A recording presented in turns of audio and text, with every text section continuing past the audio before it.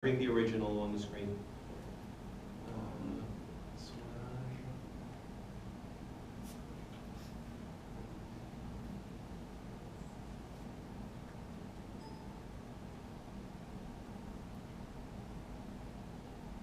Oh no, it's using GIMP. No. Only can take ages. No, it's a very fast computer. No, that's not the right answer. Attends, c'est bon, je vais retrouver l'original.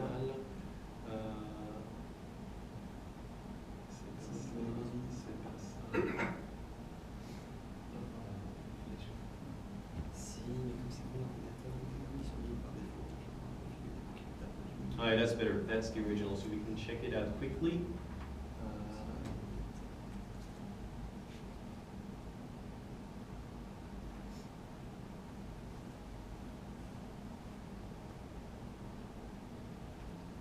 Géolocalisation.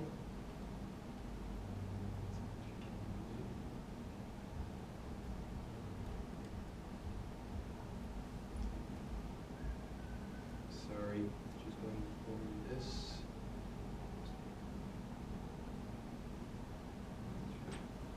Well, that's the one, and the one we're looking for, 77.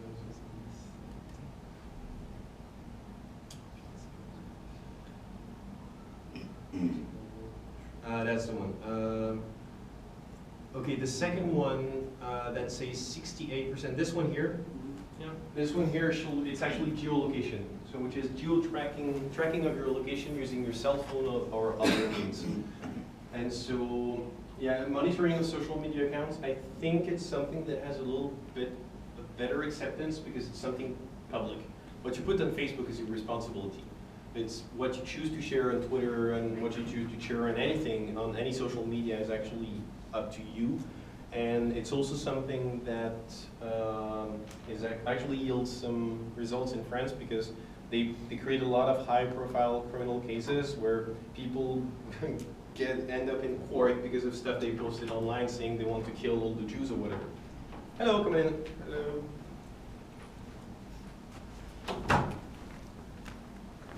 So next one looks about the same.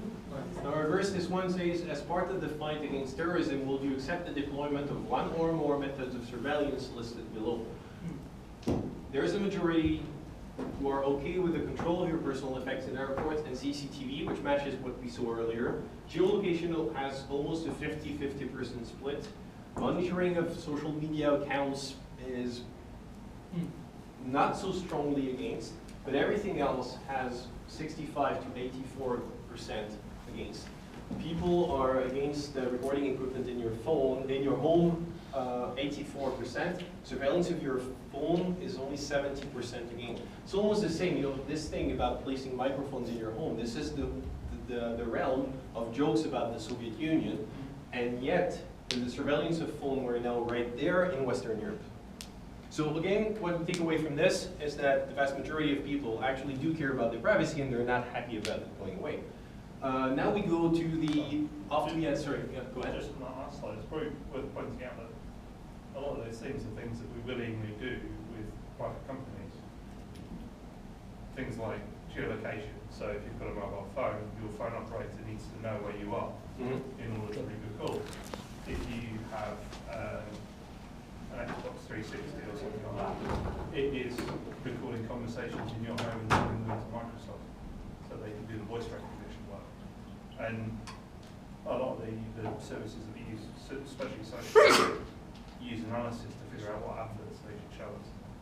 So these are all things that we enter into willingly, but not always understanding what we're choosing when we sign up for services.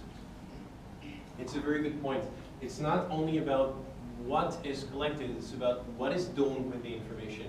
Here it says about the fight against terrorism, so we're talking about stuff that lands people in jail for the rest of their lives, which is different than using connection information on your Xbox to determine what kind of ads you should see. This is part of what you do with private companies. It's actually regulated by specific laws. I'm going to talk about this in the second part, about the European data privacy regulation, data protection regulation, sorry, because it asks all these questions. How can the data be exploited? How can it be transferred to other parties? How much information can be collected and for what purposes? So it is a relevant question. All of this, people are not against all of this happening. It's about the purpose that these are collected for. So we come to the oft-quoted Benjamin Franklin, people who give up their freedom for security do not deserve either and will lose both. In practice, it looks like this. Will you be ready to renounce freedom of expression in exchange for your security? Actually, a very relevant question, because lots of commentators have said after the terrorist attacks in France in January that the freedom of expression in France that lets people troll the Prophet Muhammad actually cost people their lives, and that for the protection of everyone, this should be banned. Here's the result: the vast majority of French people, 83%, are against. So this is read as not at all, rather not, rather yes, totally yes. It looks the same: right to privacy, freedom of movement, online data protection. The vast majority of people are not willing to give up their freedoms for more security. Again, as we saw in the first part, what security in any case? Mass surveillance actually doesn't yield any good results. We haven't seen any evidence that giving up all of these actually provides more security. Last couple of things to take away from this survey on surveillance. 66% of people fear political use of their data by intelligence services. Again, we tell ourselves that this is something that happened with the Stasi, happened with the KGB, it doesn't happen in our countries because we're only collecting data to fight the evil terrorists. France has a different history, and political use of data by intelligence services is still something that happened in living memory, so people are a bit wary of that. 40% of respondents say that they intend to adopt evasive strategies to avoid the effect of surveillance. Again, how many of these people are actually going to take the actual needed steps to protect themselves, and how many of them are going to be able to do this properly? Very few. But people would like to do this. As I said before, mass surveillance puts the effort of protecting privacy on yourself. You have to pay out of your money and out of your time to protect yourself from surveillance by governments who use your money from your taxes to put you under surveillance. It's not a vicious circle necessarily, but it puts the effort on you. And the majority of people want oversight of surveillance techniques, not by the Prime Minister, as it says in the law, but by the Parliament. So again, lots of people are not against more surveillance for fighting terrorism, but they want oversight.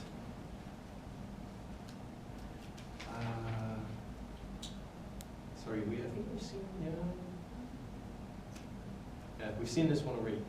So we're at the end of the first one. So that gave, we've been over the history of mass surveillance, how it works, and what people think about it. So may I just throw 5 cents in your yeah, just throw all your money on the table. Go ahead. Okay. I just want to add to the whole perception of mass surveillance. Very good example. Let's just say, I don't know if any of you saw, there is American comic, John Oliver. John Oliver. Yep. John Oliver, yes. Yes, and he had, in his show, recently he interviewed Snowden about all of the surveillance programs. And I think here's a very good point that he made. Being a comic, it's a bit rude, maybe, but a very good point, because in most of the situation, people doesn't understand risks that comes with mass surveillance.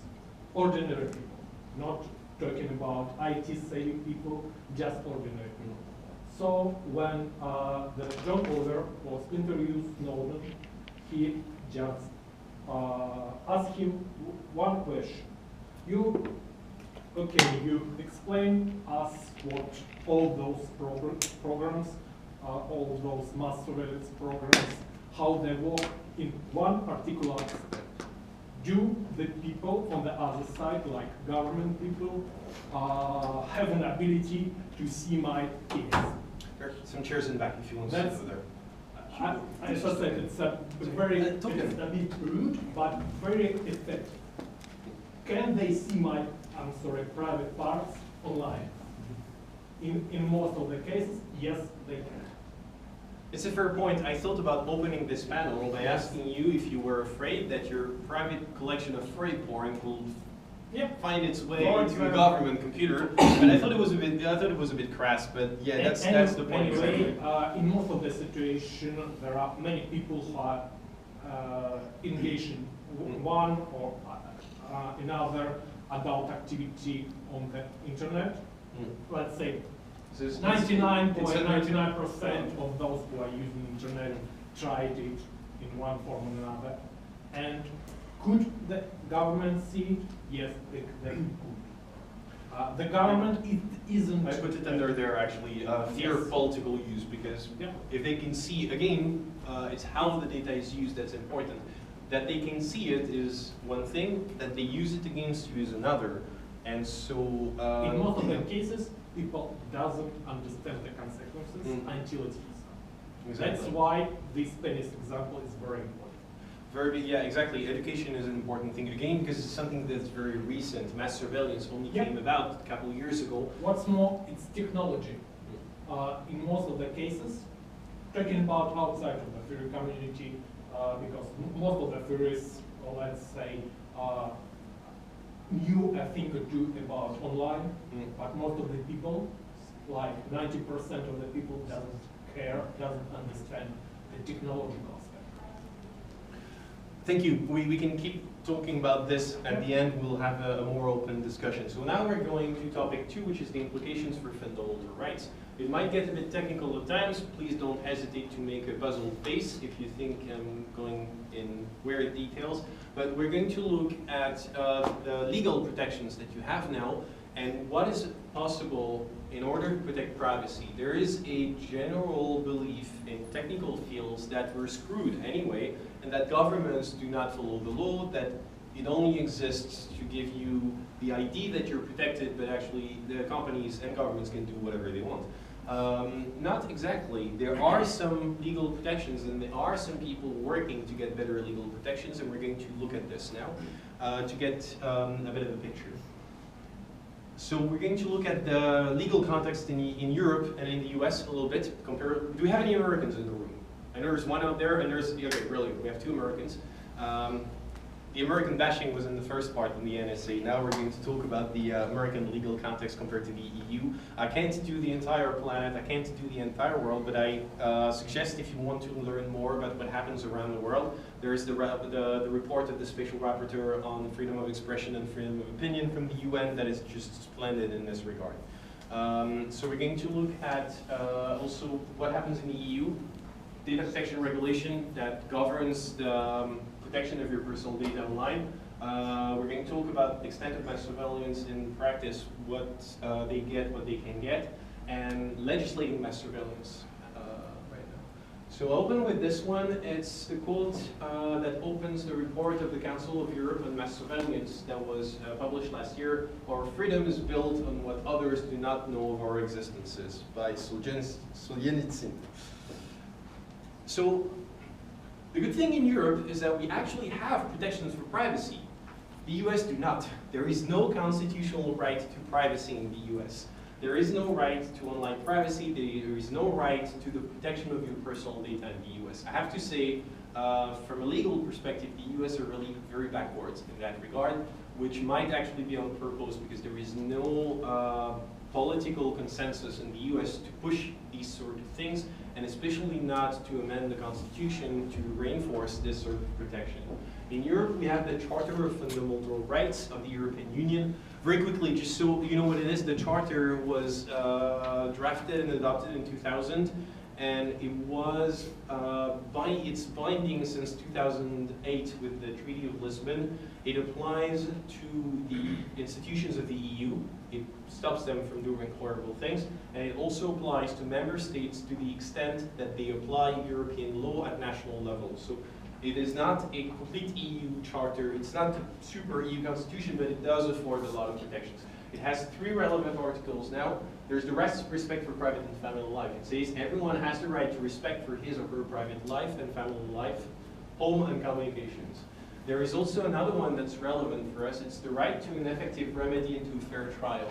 Because it means that being put under surveillance outside of the judicial realm actually threatens your right to a fair trial, because it means the government is collecting information on you that could be used to mess with your life outside of the legal process. So we're back, you can ask for a fair trial. And the last one is linked to that. It's presumption of innocence and right of defense. I didn't put out the entire article because it's pretty long, but you get the idea.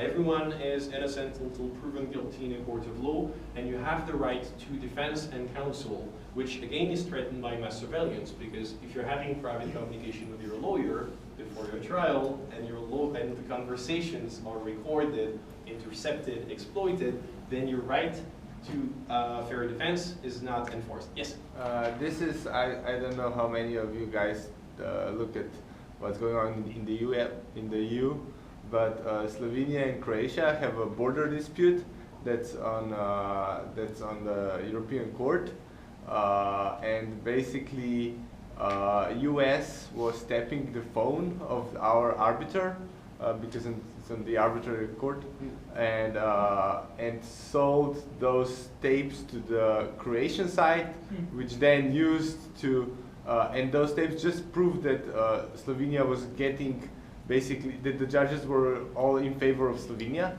and the Croatian side just said, hey, we got these tapes, they have nothing to do with the procedure or with the court case, but some information is leaking, and we don't want to be in this trial anymore. We're getting out because it's International arbitration messed up. Yeah. The secret of diplomacy is also important. If people can have private conversations in order to get their case before an international court, it helps things along. If everything gets leaked, nobody has trust in the system anymore. Yeah. So this happened 3 or 4 weeks ago. So.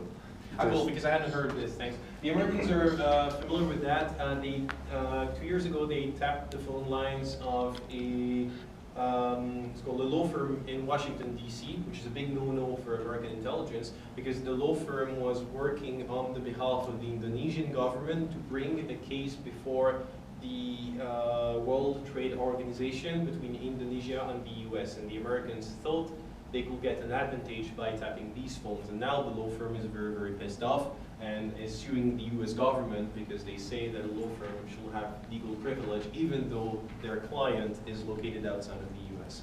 Again, we're looking at a system now where borders are no longer relevant for any of this. It's also why the law struggles with this, because the law is based on the principle that you have legal boundaries. There is EU law, there's US law, but once you're online, it gets very difficult, so the law has to keep up with this.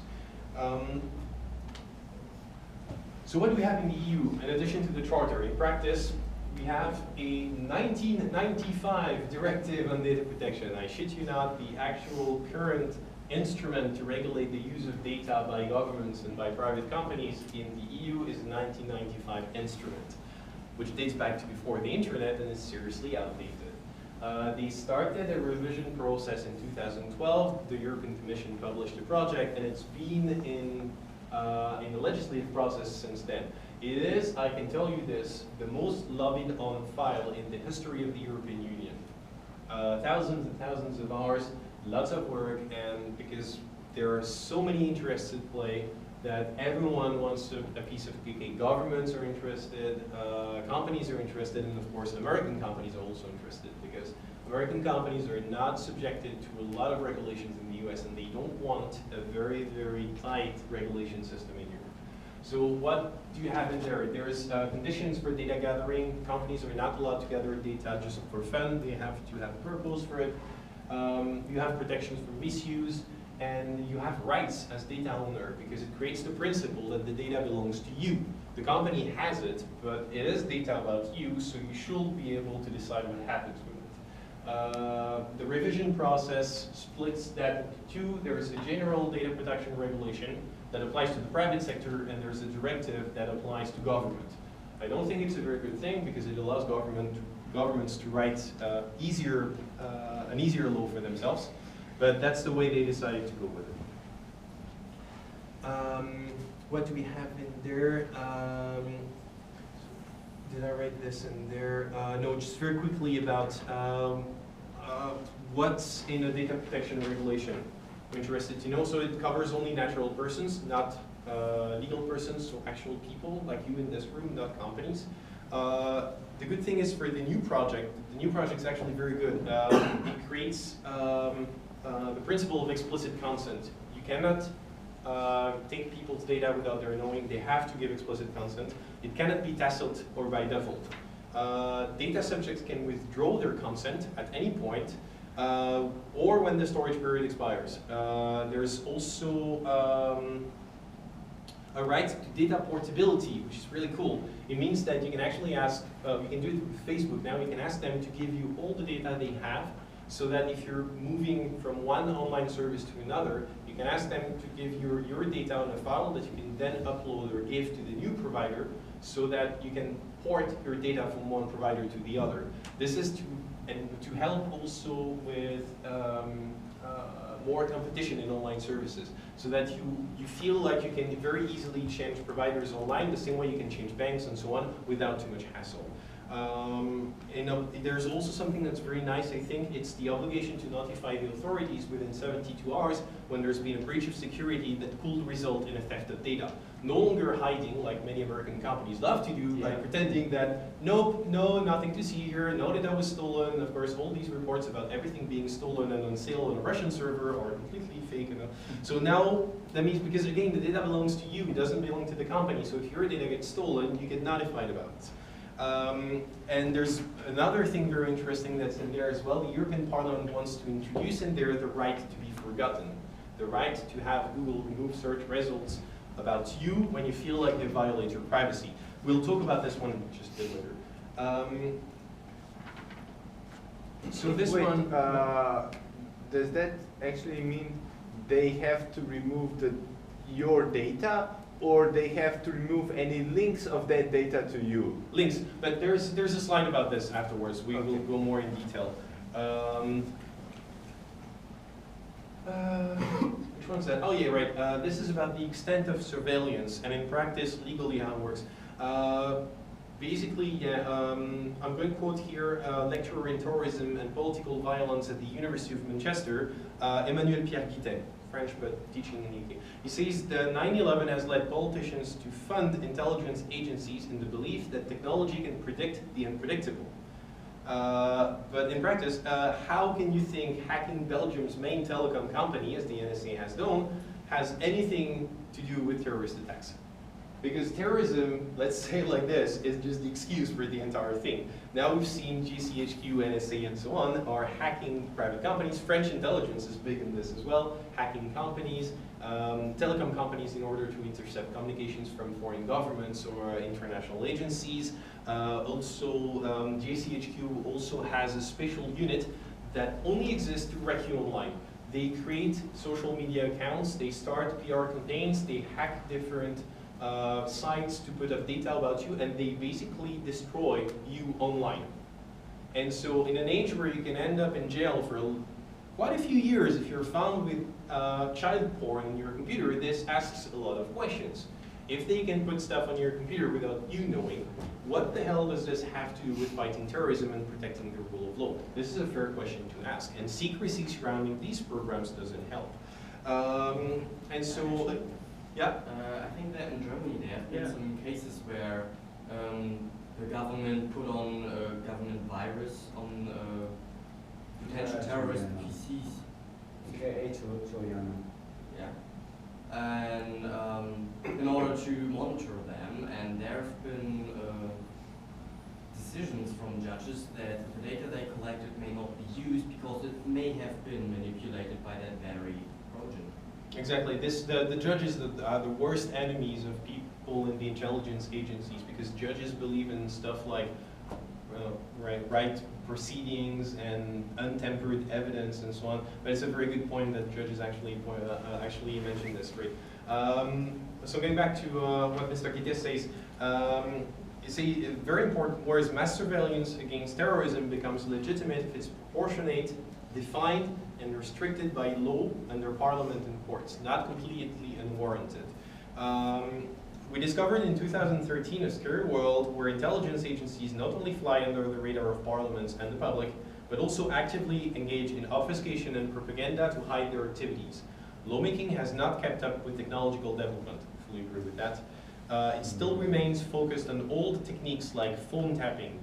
The programs of intelligence agencies are maintained by a culture of fear and supported by a culture of suspicion. And there comes the main point he makes, I think is very important. Suspicion is not intelligence, and intelligence is not evidence. We're now witnessing something that is very, very new in the field of, in the legal field in general, that we're sliding now between intelligence and law. Suspicion is now presented, we now have suspicion as evidence in courts. Say, intelligence is someone telling you, through my sources, I think this guy's doing that. Intelligence is something that you corroborate. You do not act on just one piece of evidence. You're going to cross-reference it with other sources, and you're going to use evidence in order to do perspective work. You use intelligence, you use intelligence to write reports for the government saying, our sources say that these guys are doing this and this guy's doing that, and we think that it indicates that we should probably do this thing in response. But it is all perspective work. It's thinking in an obfuscated world. Suspicion, in order to start a criminal investigation, is different. Suspicion has clear definition. And suspicion, again, is not evidence. Evidence is what gets you sentenced or declared innocent in the court of law, and it has nothing to do with intelligence. And now, intelligence agencies, they muddle everything and they mix up everything. And so this, even in the mind of the public, is getting very confusing. What do we have here? And so the question is, what is a suspicious behavior? Yes, go ahead. I had a question about the suspicious behavior, because I've in person actually experienced this. I don't know anything about computers or anything. I experienced one time, I was traveling to the US with my mom and my sister, and we applied for the visa waiver program, and my sister and my mom got approved immediately, and mine was pending for like 3 weeks, and we didn't understand why. And from what I've been informed, it's because I was briefly dating a member of the security staff at the American Embassy in Copenhagen in 2007. You were briefly detained? No, it was my visa wasn't approved for a long time. I think I don't know if they were like looking up data or anything. I told a friend, and he installed this VPN thing on my computer and my phone. And then a couple of years later, I applied again to go there for educational purposes to the US, and I was immediately denied access into the US. So I removed the VPN from my computer, and I reapplied, and then I got access to the US. Exactly. Suspicious. What constitutes suspicious behavior? A good example is Tor. Tor is basically a system that allows you to post anonymously online and anonymize your traffic. It was actually funded by the American government so that it will support human rights defenders around various dictatorships in the world. Hooray for freedom. Now, using Tor actually qualifies you as a suspicious person in many, many systems in the US intelligence galaxy. NSA has the most Tor endpoints. Yeah, exactly, because you sorry, yeah, that's a lot of questions, but we can keep that for later on. I'll just keep the flow here. But again, you're right, this sparks a lot of question again, because what defines suspicious behavior? Another thing, as you said, about being denied, is that there is absolutely no incentive to remove people from watch lists. From the moment you appear on the list somewhere, we have seen that it doesn't cost anything to store the data about you, right? Governments can do this very easily. So once you appear on the list, there are two choices: keep you there or remove you. Keeping you there costs nothing. Removing you actually requires effort. It can actually trigger the curiosity of people like judges, for example, who might be interested in this, or the media, or even citizens themselves. If you want to get delisted from somewhere, why was I on the list? Can you explain me when I appeared on that list? Why? what was the thought process that landed me on this list, and why are you delisting me now and not just 2 years ago? All of this means that governments are not really in favor of delisting people from their list of suspects, and in addition, politicians who know nothing about the technicals and don't care at all, politicians have a strong incentive to keeping people listed. As I mentioned, the example of the Kouachi brothers, the 2 terrorists who led the attacks in January in Paris. These guys were listed. Nothing was done about it. Intelligence in France now is in the habit of saying after each terrorist attack, yep, we knew about these guys, but we didn't do anything. What does that do? Nothing. But governments and ministers and members of parliament are not in favor of delisting these people, because when these guys commit a terrorist attack, if they've been delisted before, then the question comes, why did you take them off the list? It's your responsibility. You let these guys out. And so this means that the politicians actually feel very strongly that we should keep all these lists and everything. Even though they do not understand how it works, they do not think about the implications, but in this specific aspect, they are really very much in favor of maintaining this culture of suspicion. And just additional thing about US Embassy. By US Embassy rules, if you have an ability to do something, for example, I've been in IT security for 15 years, and in IT security, if you are IT security professional, it means a special process by US Embassy. It took like from 4 to 6 weeks to have all background checks and everything. But things Well, like that's- Every involved with the people I embassy, knew nothing to do with it. have a degree in chemistry, in physics, especially nuclear physics, and in other things that consider weapon-grade technology, including IT security, got the special process by US embassies, sometimes denied the Let's go. entrance. Thanks a lot. Because Sorry, if you can have just one debate, that'll be nice. Thanks. Exactly. That's again lots of suspicions, and again because it's Because you automated. could It's potentially- automated processes. Yes, They you're create correct. lists without thinking about the consequences. Yeah. One of the what I was saying here is that so we say risk-based approach. As I said before, the example which is publicly available of money laundering shows that we get lots of false positives, and because we're told to be suspicious, lots of people in good faith actually report suspicious behavior that amounts to a stack of needles. We're looking for a needle in a stack of needles. I approached on this before, but objective policy assessment is not allowed. You're not allowed to balance the cost of mass surveillance versus the benefits. Why? Because the benefits are not linked to terrorism or protecting your security. The benefits are mostly about very nebulous principles of national security. It's all the raison d'etat, principle of the state, so that means there is no objective policy. You cannot weigh the massive cost of mass surveillance versus the very tiny results. Any other policy with those sort of results will have been cancelled long ago, but this one gets a free pass. Another consequence that we have today is that surveillance is now extending through time and space. I'm not talking about the targets. As I said before, we've moved from an age of intercepting your phone calls to the age of mass surveillance.